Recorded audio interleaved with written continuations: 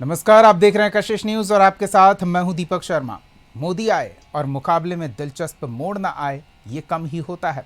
और वैसे भी बिहार का माहौल तो पहले से ही चुनावी हो चला है।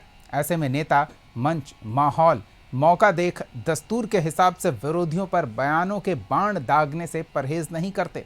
अपने अपने गठबंधन की गांठ को मजबूत बताते हुए नीतीश मोदी ने बिहार के विकास बदलाव 20 साल में कितना मिला और भविष्य में कितना मिलने वाला है, इसकी एक झलक भी दिखाई। उस डर का भी एहसास कराया जो 2 दशक पहले महिलाओं के मन में घर कर गया था और उन्हें अंधेरे में घर से बाहर निकलने में डर लगता था। हाट, बाजार, दुकानों में भी सूरज की रोशनी गायब होते ही ताले लटक जाते थे। इंस्पेक्टर राज, गरीबी उन्मूलन के नारों पर आईना दिखाया गया तो अपराध, भ्रष्टाचार, बेरोजगारी, पलायन, जंगल राज तक की याद आई। साथ ही बिहार को उसके गौरवशाली इतिहास से बेहतर स्थिति में लाने का वादा भी किया गया। बताया गया कि लालटेन की लौ रोशनी नहीं, रात का पर्याय रहा है। तो पंजे ने बिहार को जकड़े रखा, आगे बढ़ने नहीं दिया। आरोपों की बौछार हुई तो पलटवार भी हुआ। चुनावी समय का तकाजा समझते हुए तेजस्वी खुद सामने आए और डैमेज कंट्रोल के साथ कवायद की पलटवार भी जोरदार हो। अब कितना कारगर हुआ पलटवार, ये तो समय बताएगा, लेकिन सवाल तो पूछेंगे कि क्या लालटेन और पंजा पर प्रहार कर पीएम मोदी ने सेट किया चुनावी एजेंडा। सवाल का जवाब लेंगे। हमारे साथ कुछ मेहमान जुड़े हुए हैं, उनसे आपका परिचय करा दें। हमारे साथ बीजेपी की ओर से पार्टी का पक्ष रखने के लिए पूनम सिंह जी हैं, कांग्रेस की ओर से अजय पासवान जी और आरजेडी की ओर से आरजू खान जी। आप तीनों का बहुत बहुत स्वागत है। सबसे पहले तो पूनम जी, आपसे कई बार नेता ये कहते हैं कि नरेंद्र मोदी ने इतना काम किया कि गिनाने लगें तो समय कम पड़ जाए, लेकिन नरेंद्र मोदी खुद आते हैं तब भी वो तुलनात्मक रूप से वही 95 से 5 वाली बात कह जाते हैं। क्या इसके अलावा बीजेपी, जेडीयू या एनडीए खेमे के पास कुछ और नहीं है अपनी बात को और अपने पक्ष को मजबूती से रखने के लिए? देखिए दीपक जी, बिहार की धरती पर माननीय नरेंद्र मोदी जी जब प्रधानमंत्री बने हैं तब से 51 बार उनका हुआ जब बिहार का दौरा वो कर रहे हैं। तो माननीय नरेंद्र मोदी जी प्रधानमंत्री बने तो कोई ऐसा नहीं है कि सिर्फ चुनावी मुद्दे पर ही बात करते हैं और विपक्ष को टारगेट करते हैं। आप देख लीजिए कि बिहार और देश के प्रधानमंत्री माननीय हमारे नरेंद्र मोदी जी को किसी ने बनाने का काम किया तो बिहार और देश की जनता ने बनाने का काम किया है। तो ऐसे थोड़े किसी को कोई प्रधानमंत्री बना सकता है। कहीं ना कहीं वो अच्छे काम किए होंगे तभी तो जनता उनको जिताकर भेजने का काम कर रही है। अभी जब बिहार आए हैं तो 5900 करोड़ की योजना और उनका शिलान्यास करने का काम किया है। बिहार को तोहफा देने का काम किया है। सिवान की धरती पर माननीय नरेंद्र मोदी जी आए हैं तो बिहार को विकास की योजनाओं के लिए उद्घाटन भी किया, उनको शिलान्यास भी किया। और रही बात विपक्ष की, तो शायद आप भूल रहे हैं कि विपक्ष जो है वो, आप बिहार में बात करें तो ये आरजेडी के नेता हैं और हम केंद्र की बात करें तो वहाँ राहुल जी, सोनिया जी हैं। तो विपक्ष के नेता होंगे तो उसमें प्रहार करना तो स्वाभाविक है, क्योंकि हम अपने विकास के साथ साथ विपक्ष जो गलतियां करती है उस विषय को तो चर्चा में लाना आवश्यकता है। क्योंकि बिहार के विकास के लिए जो एनडीए सरकार ने काम किया, उसके पहले आरजेडी और ये महागठबंधन की जो सरकार थी, वो दोनों के केंद्र में और बिहार में मिली भगत सरकारें चल रही थी। तो ये लोग विकास की योजनाएं नहीं गिना पाते हैं, अपने कार्यकाल की ये बात नहीं करते हैं। और जब एनडीए काम कर रही है, बिहार की जनता ने उनको तीसरी बार मौका दिया है, तो कहीं ना कहीं बिहार को विश्वास है कि बिहार की जनता ने जो विश्वास एनडीए पर किया है और आज नरेंद्र मोदी जी पर जो देश की जनता और बिहार की जनता ने विश्वास करके उनको जिताने का काम किया है, तो ये लोग कहते हैं कि विकास की बात नहीं करते। अरे भाई, आपको विकास शायद दिखाई नहीं देता है। विकास दिखाई देता तो शायद आप तेजस्वी जी सवाल नहीं उठाते। तेजस्वी जी को पता होना चाहिए कि उनके वो गिना दे अपने माता पिता के कार्यकाल में कौन से विकास के काम किए। कभी माता पिता के कार्यकाल की तो वो चर्चा करते ही नहीं है। यदि विकास हुआ होता तो उस विषय को रखते, लेकिन नरेंद्र मोदी जी जो विकास किए हैं, आज हर घर में, हमने पहले भी किया कि उज्ज्वला योजना, घर में बिजली पहुंची है। हर घर जो हमारी महिलाएं कभी सोची नहीं थी, उन जनधन अकाउंट 0 बैलेंस पे खोला गया है। तो ये विकास की और युवाओं को रोजगार, जिस तरह से आज बिहार की सरकार ने हर जगह युवाओं को रोजगार मेला लगा करके युवाओं को रोजगार, लेकिन और भी चीजें हुई है, उस पर हम आगे जरूर बातचीत करेंगे। हम चलते हैं अजय जी से और उनसे समझ लेते हैं कि एक लंबा कार्यकाल कांग्रेस का भी रहा है बिहार में और फिर केंद्र में भी। उस दौरान किए गए कामों का उल्लेख यदा कदा ही होता है, शायद कुछ ऐसा हो जिसका उल्लेख किया जाए, लेकिन जब बात आती है तुलना करने की तो वही तुलनात्मक रूप से होता है जो आज एनडीए के नेताओं ने किया है। अजय जी क्या कहेंगे? देखिए, दो बातें हैं। मैं प्रधानमंत्री के सीवान दौरे को लेकर ही सबसे पहले शुरुआत करूंगा। भारत के प्रधानमंत्री 2015 में सीवान आए थे और उन्होंने 600 करोड़ के पैकेज केवल सीवान को देने की बात की थी। ये पुरानी बात हो गई। दूसरा, मैं सुन रहा था उनका जो प्रधानमंत्री का जो गुजरात दौरा था, गुजरात दौरे में वो फॉरेंसिक यूनिवर्सिटी की बात कर रहे थे, चिल्ड्रेन यूनिवर्सिटी की बात कर रहे थे, और जब बिहार आते हैं तो वो लॉ एंड ऑर्डर और बाकी 5 किलो अनाज की बात करते हैं। देखिए, ये कितना दुखद है। एक भारत का प्रधानमंत्री बिहार के को केवल चुनावी मुद्दों के साथ जो है झकझोर के रख दिया है इस देश की जनता को। प्रधानमंत्री पिछली बार जब आए थे तब आपने देखा होगा किस तरह से लॉ एंड ऑर्डर की समस्या खड़ी हुई थी। उस समय भी गोलियों की बौछार हुई थी। आज जब प्रधानमंत्री का दौरा है, कल एक वीआईपी जो रिहायशी इलाका पटना का माना जाता है, वहां भी लॉ एंड ऑर्डर की समस्या हुई, वहां भी सरेआम गोलियां चली। तो ये बिहार में जंगल राज की बात करते हैं। ये जंगल राज की बात नहीं है। आप देखिएगा, एनडीए के आगे आप जीयू लगा दीजिए, मतलब ये गुंडा राज है। ये नई प्रॉपर्टी चली आ रही है और ये गुंडा राज जिस तरह से बिहार में चल रहा है, प्रधानमंत्री को उसको लेकर बात करना चाहिए, लॉ एंड ऑर्डर को लेकर बात करना चाहिए। तो ये तमाम ऐसी बातें हैं जहां पे बिहार सरकार लॉ एंड ऑर्डर, स्वास्थ्य और तमाम चीजों को लेकर फेल कर गई है। आप देखेंगे, इनके खुद के घटक दल लोजपा आर के सांसद अरुण भारती ने एक पत्र लिखा है माननीय मंगल पांडे जो स्वास्थ्य मंत्री है, उनको लेकर कि मुंगेर में किस तरह से टेक्नीशियंस नहीं है, अस्पताल में कितनी अराजकता है। तो ये तो खुद अपनी एक दूसरे की पोल खोल रहे हैं। आपने अमित शाह का बयान सुना होगा। ये कितना हास्यास्पद है कि नीतीश कुमार के साथ कैसा खिलवाड़ लोग कर रही है। महाराष्ट्र की पुनरावृत्ति करने की शुरुआत हुई है। जिस तरह से अमित शाह का बयान आया है कि चुनाव के बाद मुख्यमंत्री तय होगा, तो ये किसके साथ छल कर रहे हैं? ये ना केवल बिहार की जनता के साथ छल कर रहे हैं, उन तमाम मौजूदा परिस्थितियां उत्पन्न कर रहे हैं। आपका कहना है कि जो भी कह रहे हैं वो कुछ और नहीं, छल कर रहे हैं। हम आरजू जी के पास चलते हैं, उनकी भी राय जान लेते हैं। हमला इतना जोरदार हुआ कि तेजस्वी यादव को मोर्चा संभालने तुरंत आना पड़ा, प्रेस कॉन्फ्रेंस करके पलटवार करना पड़ा। आरजू जी, क्या वाकई जोरदार चोट की है एनडीए के नेताओं ने? देखिए, एनडीए के जो नेता हैं, देश के जो प्रधानमंत्री आदरणीय नरेंद्र मोदी जी, हम सभी के प्रधानमंत्री, ये जुमलेबाजी करने आते हैं और आज तक इन्होंने जुमलेबाजी ही तो किया है बिहार प्रदेश में। वो बिजली की बात कर रहे थे कि करोड़ों बिजली दी देगी।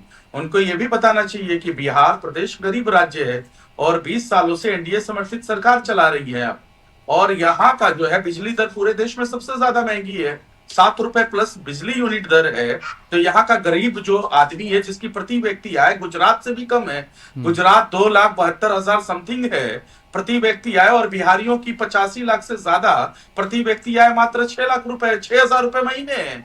तो उनको ये बताना चाहिए कि 20 सालों से शासन सत्ता में आप हैं, लेकिन प्रति व्यक्ति आय जो भारत सरकार का डेटा है वो बताता है कि सबसे पिछड़ेपन में नंबर 1 है बिहार प्रदेश। तो ये झूठ बोलने आते हैं, कशीदे पढ़ने आते हैं, और इन्होंने बहुत बड़े ऐसे ही छलावे किए हैं। ये अभी आरजू जी, छलावों पर हम बात करेंगे, आप साथ में ये भी जोड़ लें क्योंकि आप जवाब दे रहे हैं, तो हम इस पहलू पर भी आपकी राय जानना चाहेंगे कि उन्होंने कहा कि पंजे ने जकड़ रखा था इसलिए वो रफ्तार नहीं मिल पाई है, अब धीरे धीरे हम रफ्तार पकड़ रहे हैं, आगे और गति मिलेगी। दीपक जी, इनको बिहार को ठगने के लिए 20 साल से ज्यादा वक्त चाहिए क्या? 20 साल में जो बच्चा पहले जो पैदा हुआ आज रोजगार और पलायन पे बात कर रहा है, पलायन पे भी उन्होंने भाषण दिया। ये बताइए कि ई श्रम पोर्टल उन्होंने नहीं देखा क्या बिहार प्रदेश का, जहां 3 लाख लोग रजिस्टर्ड हैं, 3 करोड़ लोग, सॉरी 3 लाख नहीं 3 करोड़ लोग जो रजिस्टर्ड हैं, जो ई पोर्टल पे जो श्रमिक है वो रजिस्टर्ड करके जाते हैं 2 वक्त की रोजी रोटी के लिए। और बिहार अभी भी नीति आयोग की रिपोर्ट में और किसी भी डेटा में सबसे ज्यादा पूरे राज्यों में जितने भी देश है उनमें सबसे ज्यादा पलायन का केंद्र बना हुआ है। तो 20 सालों में आप अपनी चीजें बता रहे थे क्या कि बिहार सबसे ज्यादा पलायन करता है? आपको शर्म नहीं आई? 20 साल का बच्चा आपसे रोजगार मांग रहा है, आपसे पूछता है कि पलायन क्यों हो रही है, सबसे ज्यादा बिजली दर यूनिट महंगी बिहार प्रदेश में क्यों है, प्रति व्यक्ति आय गुजरात का जहां 2,72,000 है, यहां 85 से 90 लाख लोगों की मात्र 6,000 रुपए है।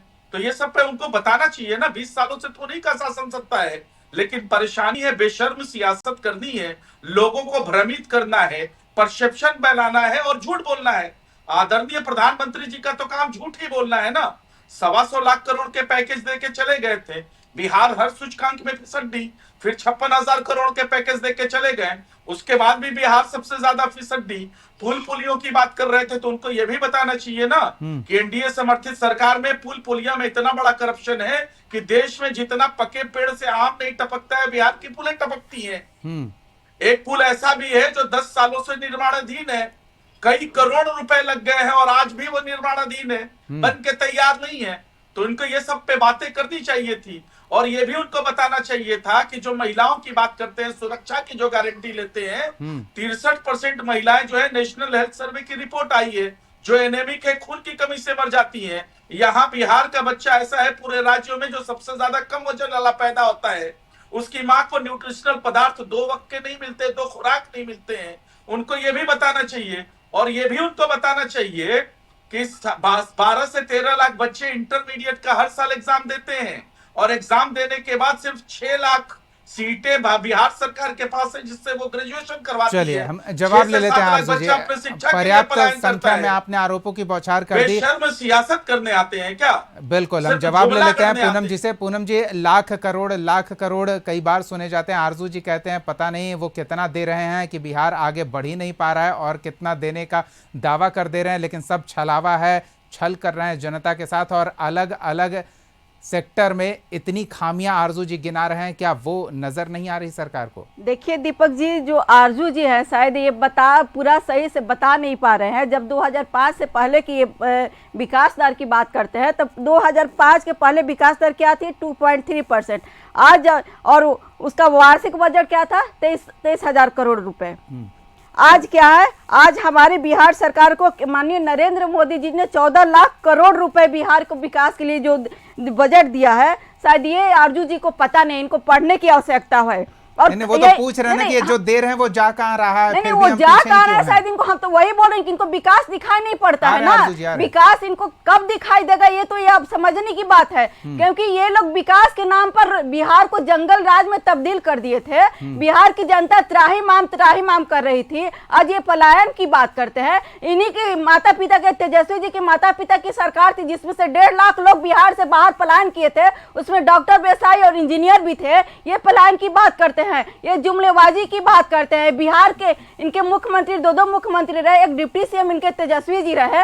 बिहार को ये लोग कितना विकास दिया ये शायद बिहार की जनता बखूबी जानती है। बिहार की महिलाओं की बात करते हैं, एक महिला मुख्यमंत्री होते हुए महिला के विकास की कोई योजना नहीं लाई, महिलाओं के लिए कोई सम्मान नहीं देने का काम किया। जब हमारी एनडीए की सरकार आई तो माननीय नीतीश कुमार जी के नेतृत्व में 50% आरक्षण देकर पंचायतों में महिलाओं को सम्मान देने का काम किए और आज हमारी महिलाएं हर विभाग में 33%, चाहे हम सरकारी पुलिस की बहाली की बात करें और किसी सरकारी योजनाओं में बात करें उसमें 33% महिलाओं को सम्मान दिया जाता है।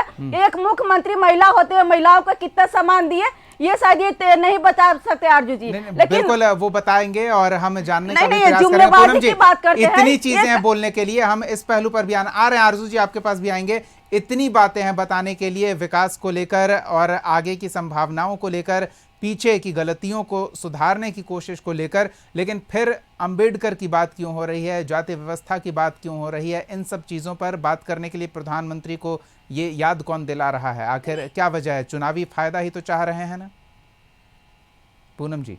देखिए अंबेडकर जी को बोलने की आप देख लीजिए, कुछ दिन पहले की बात है किस प्रकार से इनके राष्ट्रीय अध्यक्ष कहे जाते हैं माननीय लालू प्रसाद यादव जी, जिनको फोटो उनके पैर के पास रख करके उनको ये क्या साबित करना चाहते हैं? ये लोग उनको लात मारने का काम कर रहे हैं। तो कहीं ना कहीं ये कभी तो अंबेडकर जी को ये लोग सम्मान दिए नहीं है। दलित अति पिछड़ों की बात करते हैं, कभी उनका सम्मान देने का काम नहीं करते हैं। जब सरकारें आती है तो ये लोग भूल जाते हैं। कांग्रेस की बात करें या हम आरजेडी की बात करें या महागठबंधन जो अभी इंडिया गठबंधन बना हुआ, ये लोग जब चुनाव आता है दलितों की, अति पिछड़ों की, महिलाओं की बात करते हैं। और जब इनकी सरकार जिस राज्य में है ये बता दे कि कितने दलितों, आदिवासी महिलाओं की और सम्मान करने का काम किए हैं। ये लोकसभा चुनाव में कांग्रेस के लोग 2,500 रुपया देकर महिलाओं को ठगने का काम किए। उनसे शुरू कर लेते हैं। महिलाएं इतनी बातें हैं कहने के लिए, फिर भी अंबेडकर का जिक्र किया जाता है। ये भी नहीं ये लोग दे पाए, ये लोग तो जुमलेबाजी ये कर आ रहे हैं। अजय जी आपके पास आ रहे हैं, एक बार आरजू जी की बात सुन लेते हैं। जी आरजू जी। जी बड़ा बड़ा मतलब मुद्दा जो है ना, बहुत अच्छा मुद्दा आपने पकड़ा है और हमको उस पर शांति से थोड़ा सा डिस्कस करना है। इन्होंने बजट की बात की कि बिहार को ये कितना बजट देते थे। मैं आपसे पूछना चाहता हूं, आपके माध्यम से इनसे सवाल कर रहा हूं कि क्या पूनम जी बताएंगे कि उस टाइम हमने सरप्लस बजट देने का काम किया था और उस वक्त बिहार के साथ संयुक्त झारखंड भी था। और आप जो बजट दे रही हैं, आपके 2 में बजट के बारे में बताता हूं। आपने जरूर बजट का सिंपल साइज बड़ा किया है, लेकिन आपको यह भी बता देना चाहिए कि उस वक्त में जब हमारी सरकार थी, एशियन बैंक, वर्ल्ड बैंक से हम कर्जे नहीं लेते थे। आज आपने एशियन बैंक और वर्ल्ड बैंक से कर्जे लेके एक बिहारी को 29,000 रुपए कर्ज में डुबा दिया है। ये बिहार के पास कभी कीर्तिमान नहीं था। आपको मुबारक हो, ये आपकी सरकार में है। और उसके बाद जो आपने 63,000 करोड़ जो शिक्षा पे जो बजट आपने पास किया है, पढ़ने लिखने की आपको जरूरत है।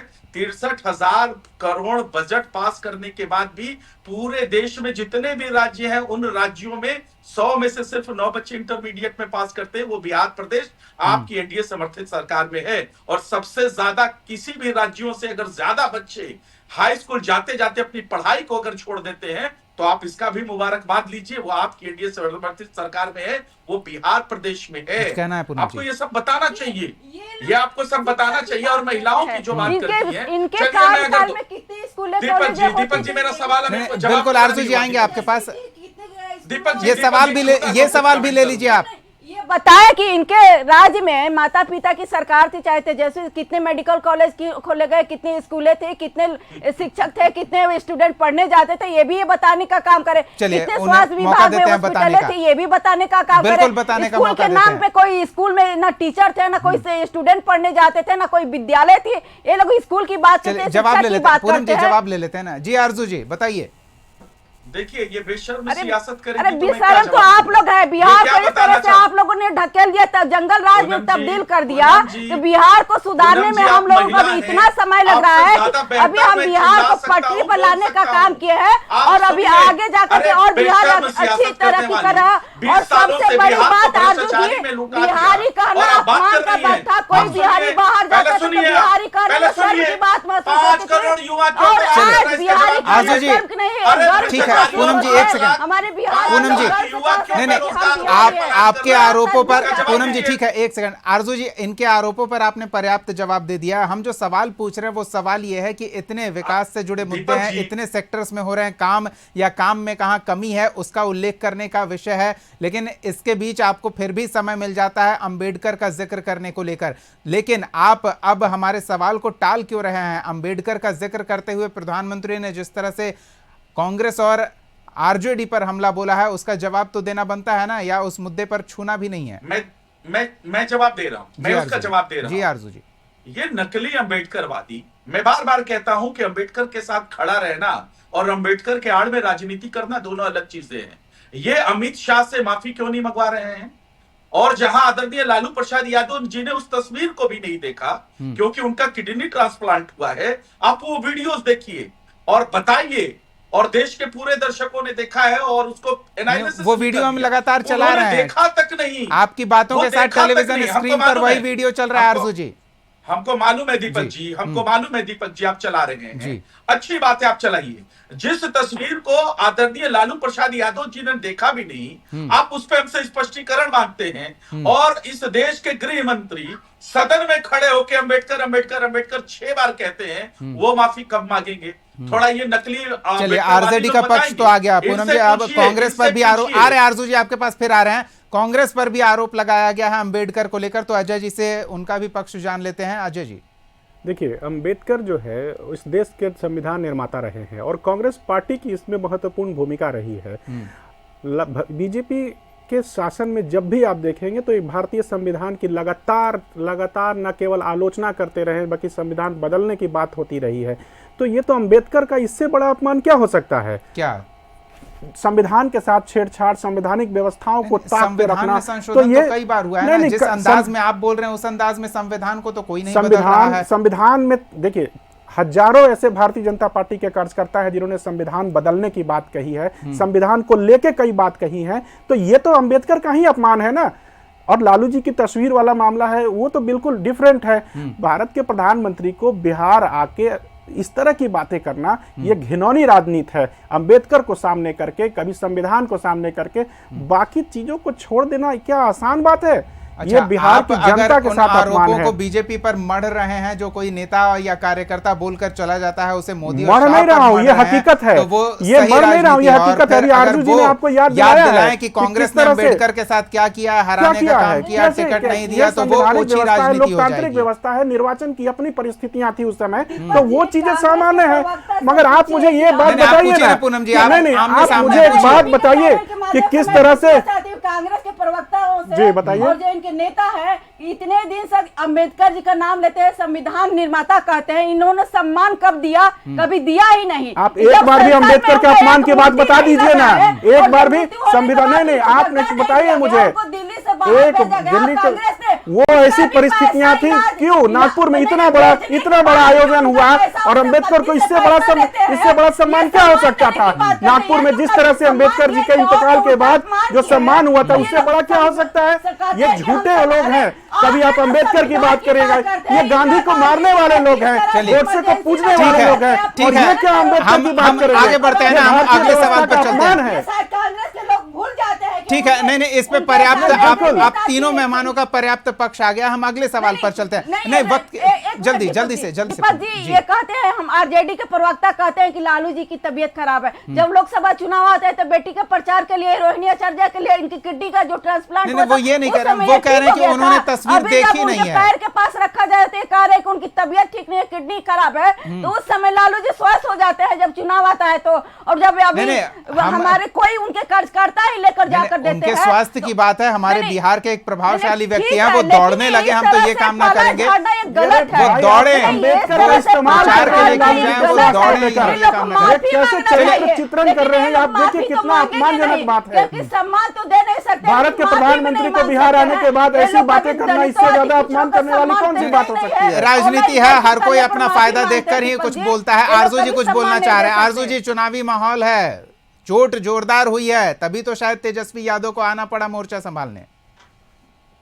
तेजस्वी यादव तो आज हमेशा से लीडर ऑफ ओपोजिशन होने के नाते वो मोर्चा संभालते हैं। अरे जहां सरकार के लोग, जहां शहीदों को नहीं, पहले जहां सोशल मीडिया पोस्ट कर काम चला लेते थे, आज प्रेस कॉन्फ्रेंस करना पड़ा, ये पूछ रहे थे हम। नहीं दीपक जी, मैं वही तो बताता हूँ, आपने तब शायद देखा नहीं है, लगातार प्रेस कॉन्फ्रेंस हमारे चल रहे हैं, अकेले भी चल रहे हैं, महागठबंधन के साथियों के साथ भी चल रहे हैं। और यही नहीं, जहां देश के लोगों ने अपनी जान की आहुति दे दी, देश के सेनाओं में जो मौजूद जो हमारे पुलिसकर्मी, सेना के लोग हैं, उनको श्रद्धांजलि भी देने जाते हैं। ये अचेत वाले लोग तो कहते हैं कि वो हमको भी बता देते हैं। और ये जो पूनम जी है, मैं नहीं देख पाया हूँ, ये जनता दल यूनाइटेड की प्रवक्ता है, बीजेपी से हैं, पार्टी की, बीजेपी से हैं। भारतीय जनता पार्टी को ये महिलाओं की बात कर रही थी, मनोहर धाकड़ के ऊपर ये 2 शब्द बोलेंगी, प्रज्वल रवन्ना के ऊपर 2 शब्द बोलेंगी। इनको थोड़ा सा बोलिए, मनोहर धाकड़ के ऊपर बोलवाए, प्रज्वल रवन्ना के ऊपर बोले। कितना भारतीय जनता पार्टी महिलाओं का सम्मान करती है, देश ने देख लिया है, इनके वीडियो हैं। चलिए, देश की बात हो, जनता की बात हो, तो जनता सब देख रही है, समझ रही है, और हिसाब भी जनता करेगी और उसी अंदाज में करेगी। चलिए, माफी चाहेंगे, ये तो बता दीजिए। ठीक है, नहीं पूनम जी, अब वक्त की बाध्यता है, माफी चाहेंगे, हमारे पास अब समय नहीं है। चर्चा तो हम हर दिन कर रहे हैं और सवाल हर दिन खड़े होते रहेंगे अलग अलग विषयों पर। आरजू जी ठीक है, बहुत बहुत धन्यवाद, बहुत बहुत धन्यवाद आरजू जी, अजय जी और पूनम जी, अपना समय देने के लिए, इस चर्चा में शामिल होने के लिए बहुत बहुत धन्यवाद। माफी चाहूंगा, पर्याप्त समय नहीं है। और सम्मान हो, अपमान हो, चुनावी माहौल है, तो इस तरह की बातें होती रहेंगी और तल्खी बढ़ती जाएगी। तल्खी के साथ साथ तेवर भी तल्ख होते जाएंगे और बयानों के बाढ़ आते रहेंगे, लेकिन ये सवाल भी बने रहेंगे जनता की ओर से। इन सवालों का हम जवाब भी लेते रहेंगे। अगले एपिसोड में एक और सवाल के साथ हम फिर मौजूद रहेंगे। तब तक के लिए देखते रहिए कशिश न्यूज़।